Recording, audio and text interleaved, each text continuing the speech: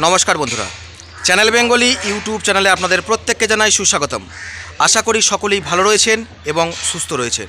বন্ধুরা, আজ channel Bengali যে অনেক মানুষের ভালোবাসা পেয়েছে, আজকে সত্যি আমার নিজের গর্ব হচ্ছে যে আজকে এই দাদা শিলিগুড়িতে থাকেন।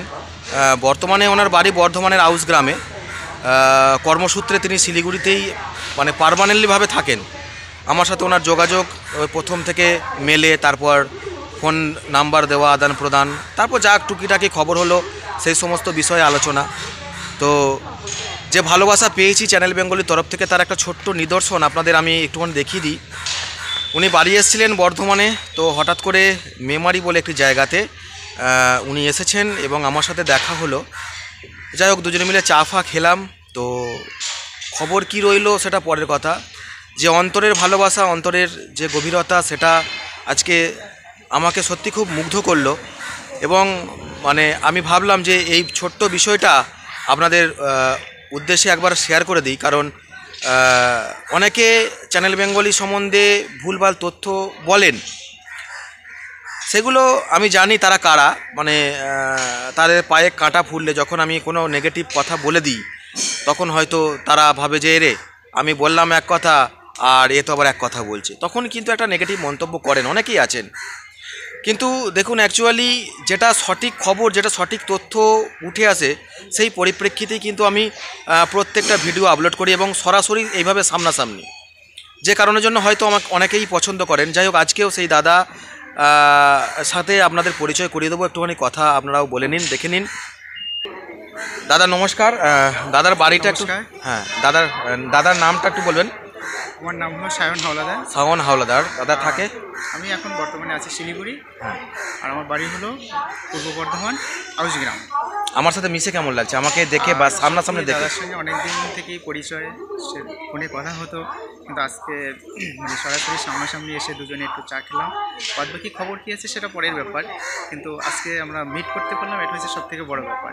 কারণ আমরা একই পথের পথিক এবং এখানে যে নেগেটিভ বা ভালো মন্দ, আচ্ছা, এই দাদাও কিন্তু বলেছে দাদার কাছে যা খবর আছে, আমি যে কথাটা বারবার বলি যে সংগঠক শিক্ষক কিন্তু নিয়োগ হবেই, চাইলে একজন হোক বা 100 জন হোক।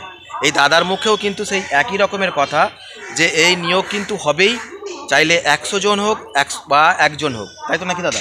হ্যাঁ, তবে যাই হোক, যারই হোক সেটা বড় ব্যাপার নয়। আমার হবে কি আপনার হবে, এটা হচ্ছে সব থেকে বড় ব্যাপার। কার হবে, কার ভাগ্যে শিখে ছিড়বে, সেটা কিন্তু সদিচ্ছা থাকে, সরকারের সদিচ্ছা অবশ্যই, এটাই তো মেনলি ব্যাপার। সরকারের সদিচ্ছার উপরে নির্ভর করছে এবং যারা এর সঙ্গে যুক্ত আছেন, এবং তাদেরকে একটা কথাই বলবো, যারা মেইন জায়গাতে আছেন, মানে আপনাদের জায়গা এবং কাগজপত্র যদি ঠিক থাকে, তাহলে আপনারা করে নিতে পারেন।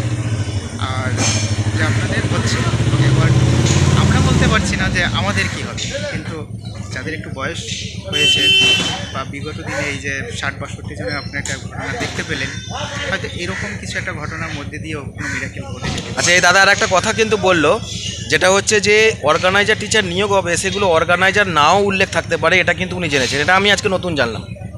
তো মেবি ওটা অন্য কোনো নাম দিয়ে হতে পারে, বিভিন্ন রকম নাম দিয়ে তাদের হতে পারে। তো যাই হোক, যারা প্রকৃত শিক্ষক রয়েছেন বা যাদের ডকুমেন্টস ঠিকঠাক জায়গায় আছে, যারা ঠিকঠাক জায়গায় রয়েছেন, আমি বলবো কাজ কিন্তু নিশ্চিত হচ্ছে। সেটা আজ হোক বা কাল হোক, একজনের হোক বা 10 জনের হোক, নিয়োগ কিন্তু হবেই। তো যাই হোক, এটুকুনি বলা ছিল, ভিডিওটি দীর্ঘায়িত করবো না।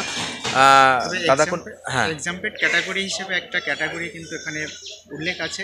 এই খবরটা কিন্তু আমার কাছে ছিল, যেটা সংগঠন বা সংগঠক শিক্ষক যে পর্যায়ে আছে, সেখানে কী পর্যায়ে আছে জানি না, এইটুকু খবর কিন্তু আমার কাছে ছিল।